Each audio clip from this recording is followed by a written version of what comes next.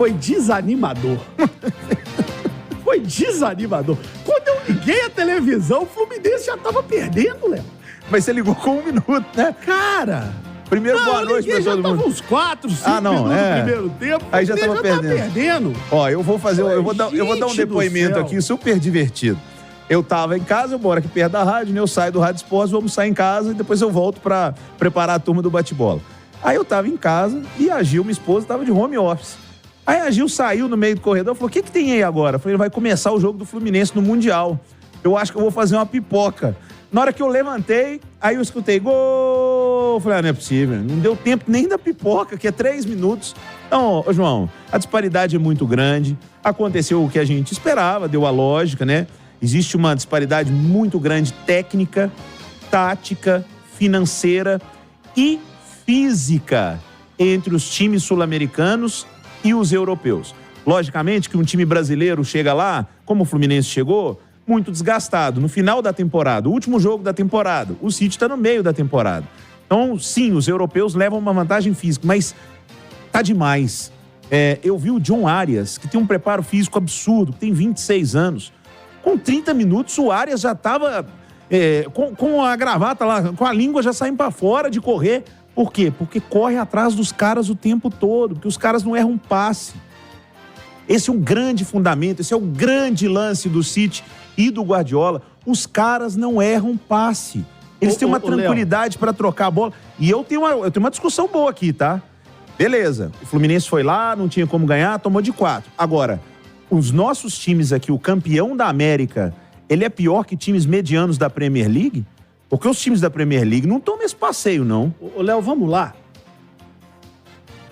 O Manchester City, sei lá, quanto tempo foi o segundo gol? O primeiro foi com 1 minuto. Foi com segundos, né? Acho que foi no metade do... 40 segundos o primeiro. O segundo, eu acho que tinha menos de 20 minutos. O segundo foi aos 27. 27. Foi o gol contra do Nino. Dos 27 até acabar o primeiro tempo, os caras tocaram bola de lado como se fosse, assim, um amistoso. Profissional contra amador. Como se fosse um amistoso de time de bebedor de cerveja no final do ano. Lá na Asbenge, do meu amigo Roberto Teixeira. Tocando bola de lado. Tem nada, assim, acabou o jogo. Com 20 minutos de jogo, o jogo já tinha acabado. E não era que o Fluminense estava, não. O Fluminense queria pegar a bola, mas não conseguia. Mas não dava conta. E nós estamos falando de um Manchester que jogou sem o seu principal jogador, que é o Haaland, sem o seu segundo principal jogador, que é o Kevin De Bruyne. Sim. Então, um time que jogou sem o que tem de melhor, com 20 minutos já tinha liquidado o jogo, e depois, a cada vez que quis, foi lá e fez mais um, e que se tivesse colocado metade da intensidade do que pode jogar, metade, era fácil para meter um 6 ou 7.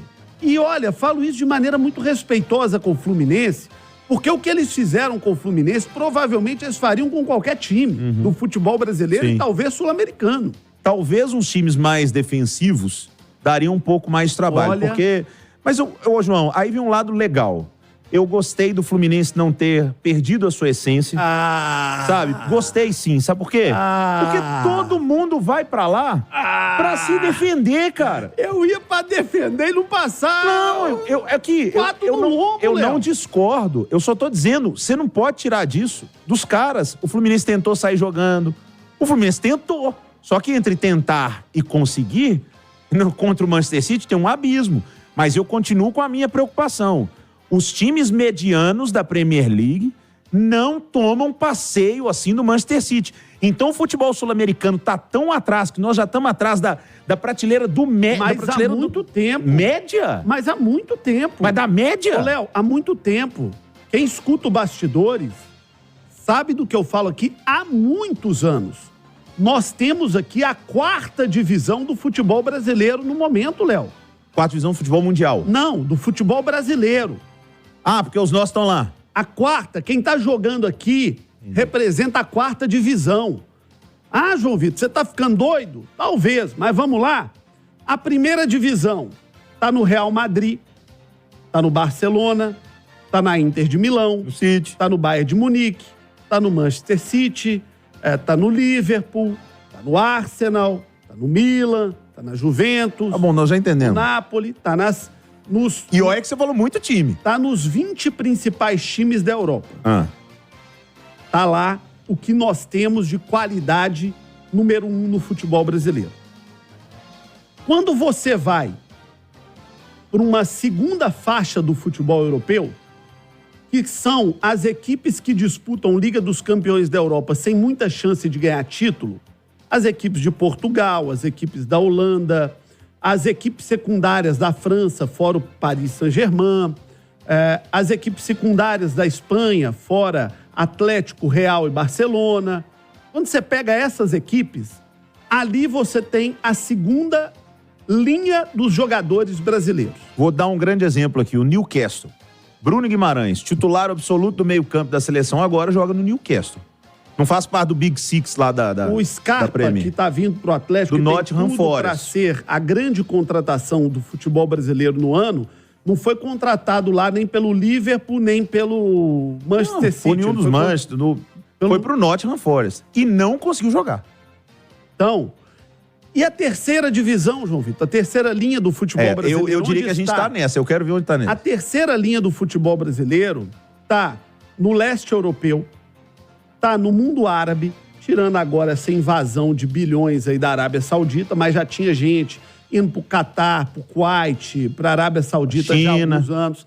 Tá na China, tava no futebol da Rússia antes da guerra, tava no futebol da Ucrânia antes da guerra e está nos times pequenos de Inglaterra, França, Espanha, Itália e Portugal. Vou falar igual a Ale. Essa é a terceira divisão. divisão. Pior é que você tá certo. A quarta divisão é o que sobrou pra gente aqui. Essa é a verdade. E esse Fluminense, com todo o respeito que eu tenho e carinho, torci demais pro Fluminense. Até quis me iludir. Me iludi, confesso. Esse Fluminense é um retrato disso. O que é o time do Fluminense? É um time de craques, de grandíssimos jogadores, mas que já estão em final de carreira, e de meninos, que é o que sobrou pro futebol brasileiro. O Fluminense, gente, ele traduz hoje perfeitamente o que é o futebol brasileiro. Ou é craque, jogador de primeira linha em fim de carreira, ou menino que ainda não foi comprado para estar jogando lá. Você tem alguma dúvida que esse John Kennedy dura mais 2 temporadas aqui? Não. É isso, é o que sobrou pra gente. Eu vou... Ale, eu tô fazendo bem sua função aqui. Eu vou ter que concordar. Sabe por quê? Peguei os últimos jogos do City, que não vem no seu melhor momento. O City perdeu pro Aston Villa, esse time aí, cara. Foi derrotado pro Aston Villa na Premier League, que eles jogam pra valer o tempo todo. Ele empatou com o Tottenham, aí tudo bem, mas o City ganhou de 2-1 do Luton Town. Luton Town é um time que acabou de subir na Premier League. E o City teve que ganhar o jogo, teve que correr. O City fez um 3-2 no RB Leipzig. E se você for pegar outros times, 3-1 no Young Boys da Suíça. Em nenhum jogo teve um passeio desse jeito. Então, a disparidade que ela quase sempre foi... Quase sempre não, porque se a gente pegar a década de 90, principalmente, a gente conseguia competir. Mas dos anos 2000 pra cá, a coisa foi crescendo num tanto e agora vai ficar só pior. Vai piorar. Não é que a gente competia por igual. Houve uma época que o futebol sul-americano era melhor do que o futebol europeu. Claro que eu tô falando de muito tempo atrás. Muito tempo. Mas o melhor time do mundo era o Santos de Pelé. Mas você foi bem longe. Sim. Eu vim aqui até o São Paulo. Mas é um o São Paulo do Tele. São Paulo e Barcelona, São Paulo e Milan. Ali eu acho que ali a corda começou a romper. Até ali a gente chegava assim. Quando você vai nos anos 70, o futebol brasileiro, o futebol argentino, ele era tão forte quanto o futebol europeu. Uhum. Porque não acontecia o que eu acabei de dizer. Os caras ficavam. Ô, gente, Tostão, Dirceu, jogaram a carreira praticamente toda no Cruzeiro. O Zico foi para o Udinese, João. E assim, depois de uma baita carreira no Flamengo. O Zico ainda pega ali os anos 80, que foi a época que começou o êxodo de jogadores brasileiros. Mas você pega nos anos 60 e 70, Pelé, Coutinho, Pepe, jogadores do Santos, seleção de 70. Alguns dos melhores jogadores do mundo. Você pega o Botafogo, eram alguns dos melhores do mundo. A seleção brasileira de 70 inteira jogava no Brasil. Inteira. Pô, então a gente tinha competitividade. Vem os anos 80, começa a turma ir embora. Falcão vai para Roma, Cerezo vai para Roma, Zico vai para Udinese, Renato Gaúcho vai jogar lá fora, Júnior vai jogar lá fora e começa. Chega os anos 90, vai todo mundo mesmo. E aí depois acabou. Esquece, olha... É desanimador o que eu vi hoje à tarde. Então vou desanimar um pouco mais. Apaixonado pelo futebol, eu tô me sentindo derrotado hoje. Tô derrotado. Disse aqui no intervalo interativo, eu me senti angustiado. Eu sou um sonhador, Léo. Eu sou um sonhador. Quando chega um time brasileiro lá, eu torço, rapaz. Tá torcendo pro Fluminense. Eu sou um sonhador. Mas, lamentavelmente, eu virei só um sonhador, porque eu sou um bobo. Sou um bobo, sou um trouxa, sou um otário. Porque, com sinceridade, é bobagem. Você se iludiu. Eu não me iludi. É a mesma coisa de eu achar que um dia, né, se solteiro fosse, porque não sou, então não é possível. Cuidado. Se solteiro fosse, que eu teria alguma chance com a Gisele Bündchen. Não tem chance. A gente tem que cair na real. Ô, João, eu acho que é mais fácil a Gisele Bündchen do que um brasileiro ganhar de um time europeu agora. Nossa. Ó, e digo mais, porque no campeonato do ano que vem, o Mundial, o futebol brasileiro, caso chegue, a gente tá deitando na Libertadores, o futebol brasileiro, se chegar, vai ter que disputar um playoff, tem que disputar contra o campeão da CONCACAF, depois disputa de quem ganha lá do lado de lá, do asiático, que vem campeão africano e tudo, para ver quem vai jogar com o europeu. Então a gente tinha 2 fases, agora 2 jogos para os brasileiros, né, para os sul-americanos, serão 3. E a partir de 2025, no Mundial não vai ter só o Manchester City, não, vai ter o City, vai ter o Real Madrid, vai ter um Bayern de Munique, vai ter... Aí, João, a nossa chance de ser campeão do mundo já era. Vamos lá, Leonardo Baran, conta pra gente como é que foi a reação do tricolor a esse jogo, a esse atropelo do Manchester City. João Vitor Xavier, a Itatiaia fala ainda de dentro do estádio, aonde o Fluminense acabou perdendo para o Manchester City pelo placar de 4-0. Nós ouvimos ainda há pouco o Meia Ganso, que passou pela zona mista e falou assim sobre a derrota do clube brasileiro. Foi difícil, né? Mas acho que eu só posso falar que o Fluminense tá de parabéns. A gente tem que descansar, férias agora, e pensar em 2024, pensar no início, depois na temporada, que a gente já tem uma decisão logo no começo, e trabalhar ainda mais. Qual você acha que é a imagem que vocês conseguem deixar depois de toda essa temporada? Primeiro, dizer que a gente tem muito orgulho, né, do nossa equipe, de tudo que a gente fez, né, apesar de não ter conseguido o resultado nessa final. Mas a gente sabe que é muito trabalho, a diferença de investimento é absurda, mas a gente tem que estar muito orgulhoso por tudo que a gente fez durante o ano de 2023 e agora é descansar porque a gente está de férias e descansar com a família. No final do jogo, o Guardiola bateu um papo ali com você. Quais foram as palavras dele? Ele falou que já trabalhei com o auxiliar dele, né? Tem 2 auxiliares que trabalhamos juntos no Sevilha. E o Pepe me deu o primeiro parabéns, que falou que gosta muito de mim, do meu futebol. E só deu parabéns mesmo, porque o auxiliar dele ficava perturbando ele. Você tem que ter cuidado com o Ganso, Mas parabéns pra ele, porque realmente ele faz um futebol diferente também. Aí o Ganso, que participou de 2 mundiais, um pelo Santos, outro pelo Fluminense, em ambos os jogos perdeu por 4-0.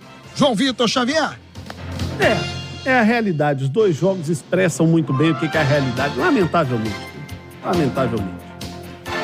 Aquela música do Lulu Santos expressa muito o que eu estou sentindo hoje. Talvez eu seja o último romântico. Eu acreditava. Cara, eu tô sentindo que você tá doído.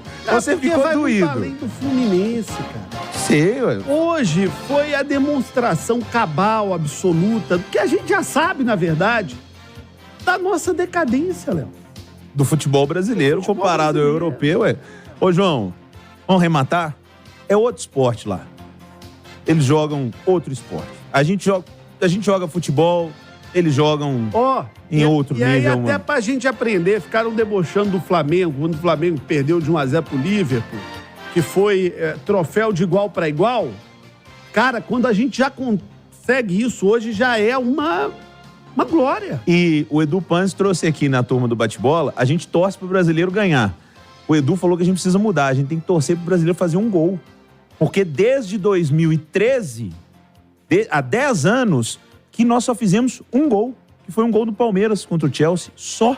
Nem gol a gente não faz. O time do Fluminense, que ficou escancarado lá atrás, que é um time ofensivo e tudo, não conseguiu fazer um gol. Mais um. 8h23, você já conhece a KTO? KTO.com, você conhece bem, não conhece? Você tá doido, é lógico que eu faturei hoje. Eu botei Manchester City mais 3 gols.